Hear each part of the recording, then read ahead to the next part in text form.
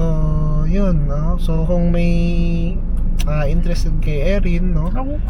Na talagang ano Ano na, lang yan ka? Ginawa mo pang ano to? Panawagan. parang, di ba, pag nagpapa-adapt ka ng Okay, aso, guys. Okay. pag nagpapa-adapt ka ng pusa, di ba, itatag mo lahat, di ba? Uy, may pusa dito sa may ilalim ng tulay. May stray cat, may stray dog. Parang awa niya na, baka may gusto kumampon, di ba? Tapos ipapublic mo pa to, no? So, this one, si Erin, hindi ko siya kilala talaga ng lubusan, no? But May kasama. I definitely believe she has a good heart, no? Maswerte yung magiging binubusinan na tayo ng mga truck, no? Na